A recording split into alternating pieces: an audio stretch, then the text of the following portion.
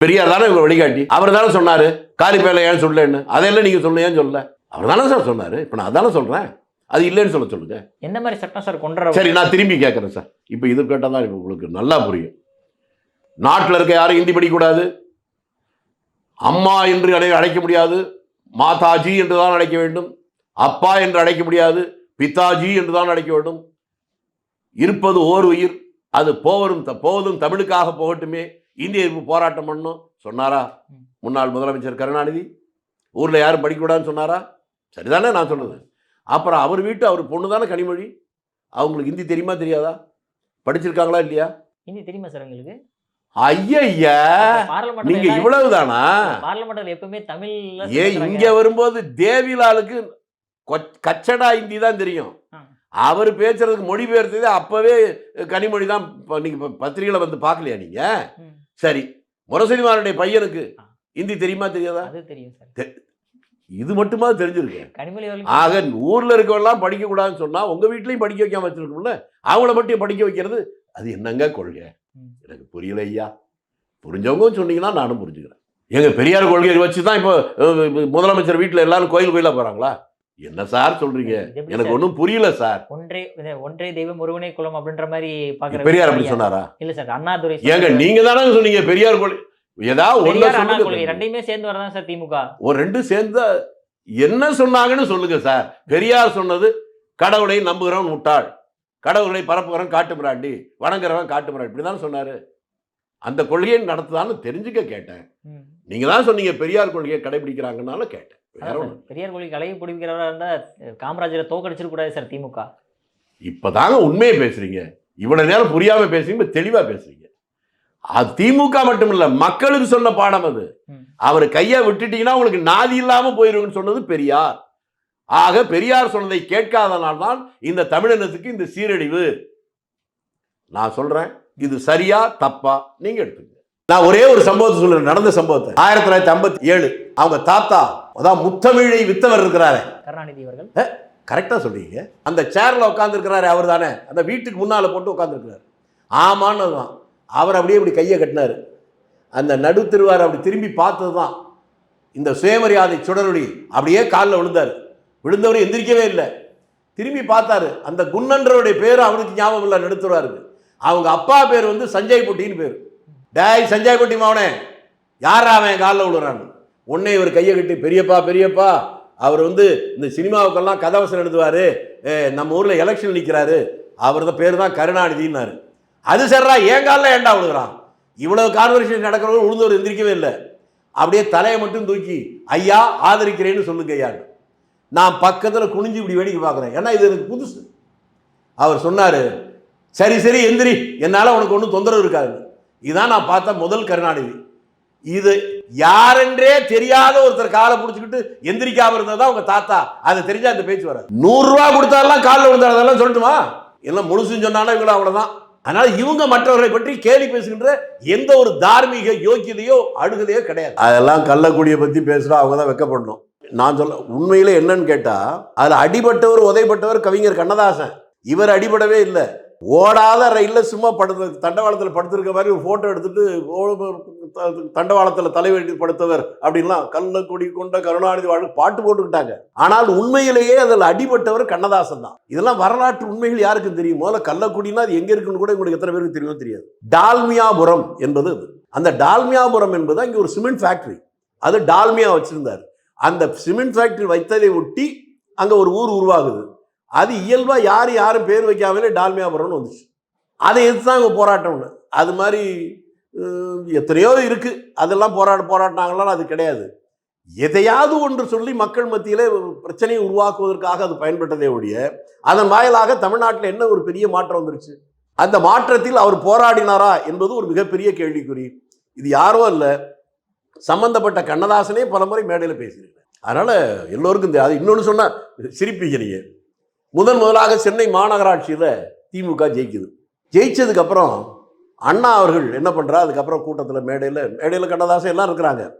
அப்பவும் கண்ணதாசன் கடுமையாக உழைச்சார். அந்த தேர்தல் நேரத்தில் மேடையில் ஒரு உட்கார்ந்துருக்கும் போது,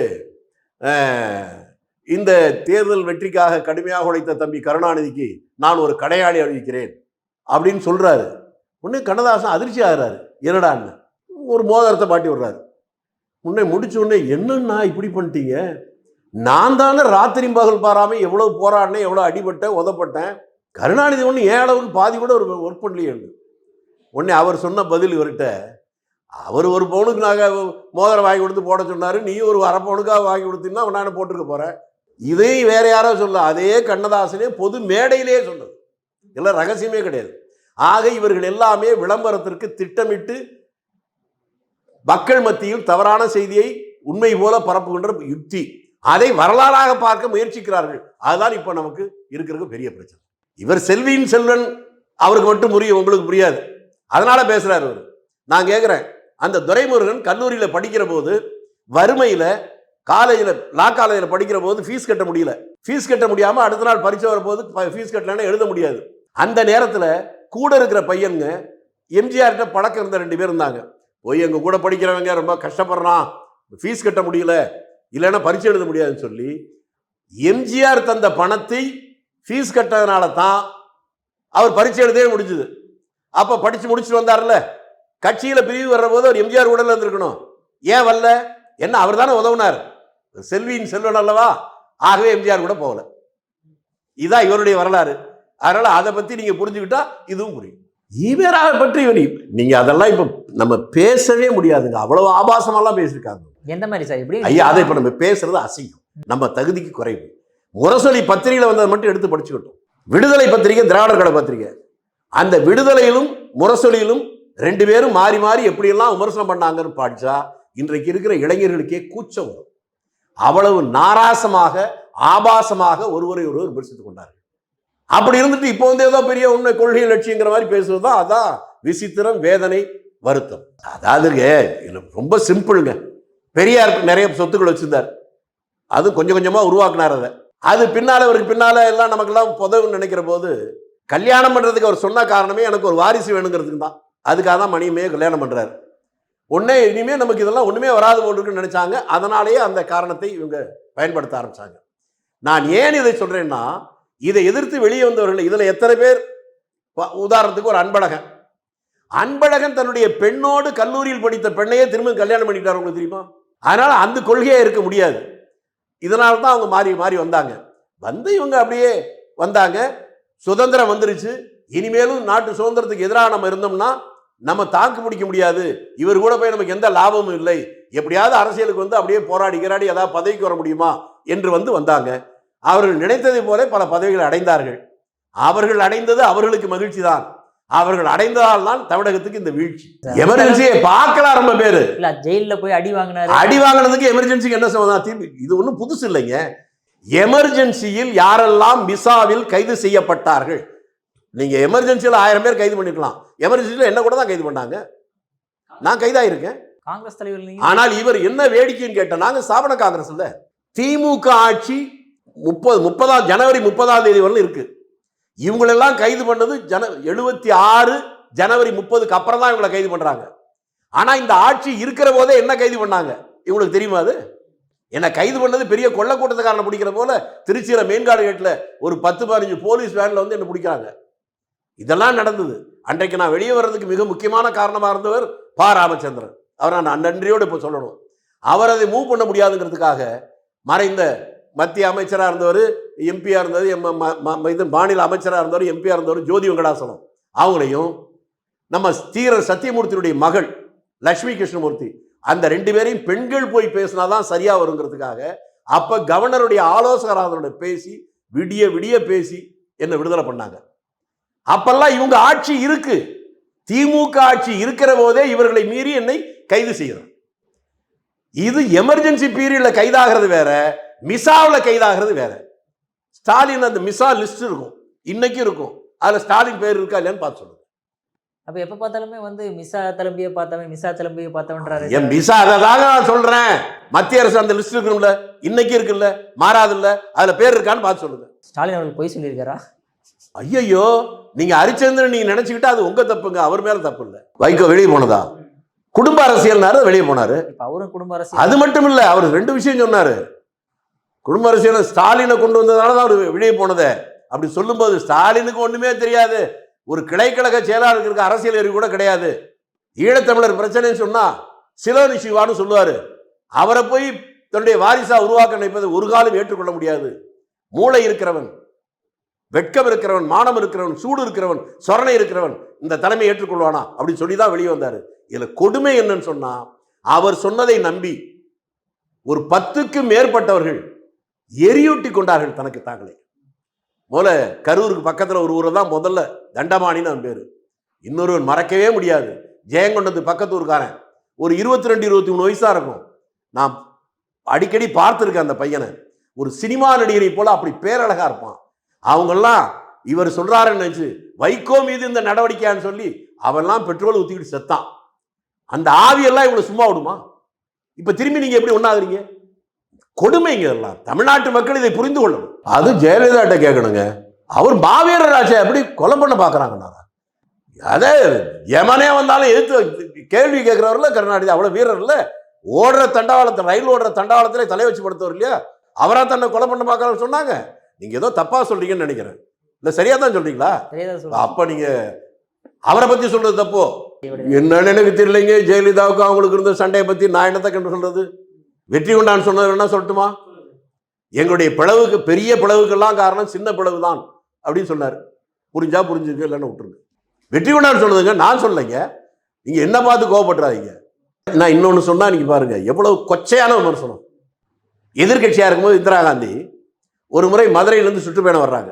மதுரையில, திண்டுக்கல்ல, திருச்சியில அந்த காட்சியை நான் நேரில் பார்த்துருக்கேன். இன்னும் மறக்கவே மாட்டேன். திமுக சில முக்கியஸ்தர்கள் கல்லுலாம் எடுத்து அடிச்சாங்க. அப்படி அடித்த போது அங்கே திண்டுக்கல்ல ஒருத்தருடைய கண்ணே போச்சு. ஒரு இஸ்லாமியர் ஒருத்தர், அவர் இப்போ உயிரோடு இல்லை, ஒரு கண்ணே போயிடுச்சு. அதே போல சென்னையில் சுப்பிரமணியன் ஒருத்தர், அவருடைய கண்ணும் போச்சு. அதுல இந்திரா காந்தி துணிவாக இவ்வளவு இடத்துல கல்வீச்சு நடந்தும் அந்த டூர் புரோகிராம நிறுத்தல. என்ன கொலை பண்ண பாக்குறாங்க, அழுவல வந்தாங்க. அப்படி வருகிற போது அடிபட்டு ரத்தம் ஊத்துது. அவரை காப்பாற்றுவதற்காக இன்னையும் உயிரோடு இருக்கக்கூடிய நெடுமாறன் அவர் குனிய வச்சு மேல அரண் போல 3-4 பேர் தாங்குறாங்க.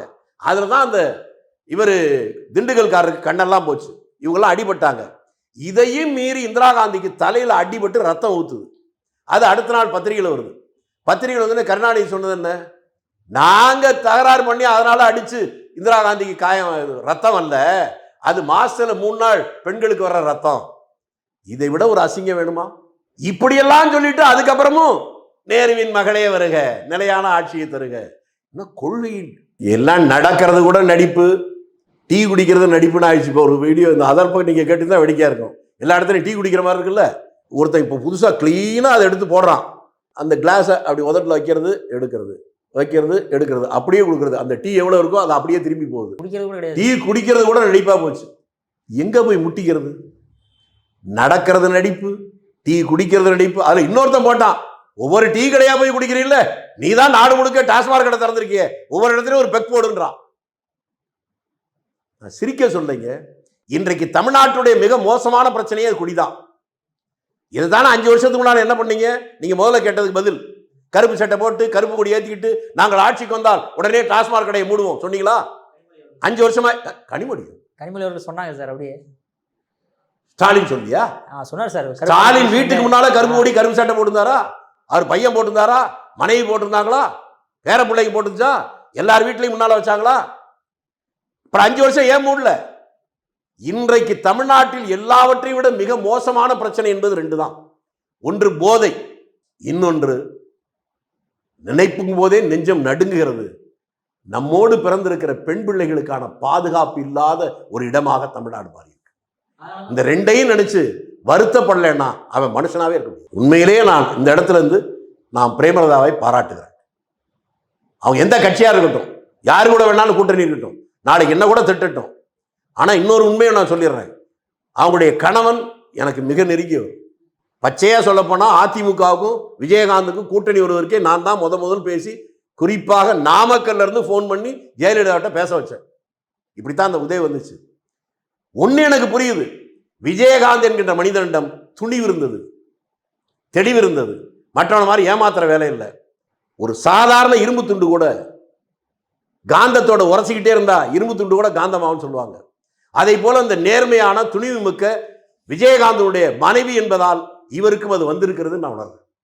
மேடையிலேயே நின்று சொன்னார்ல, முதலமைச்சரை வச்சுக்கிட்டே பெண்களுக்கு பாதுகாப்பு இல்லை, மிக மோசமான சூழ்நிலை இருக்கு, எங்க பார்த்தாலும் போதை கலாச்சாரம் இருக்கு அப்படின்னு சொன்னாங்கல்ல.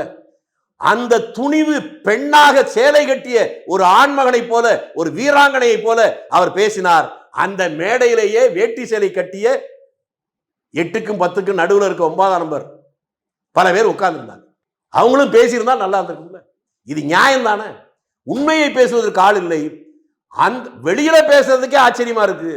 முதலமைச்சர் இருக்கிற மேடையிலேயே பொதுமக்கள் மத்தியிலேயே இதை பேசிய பிரேமலதா ஒரு சிங்கப்பெண்.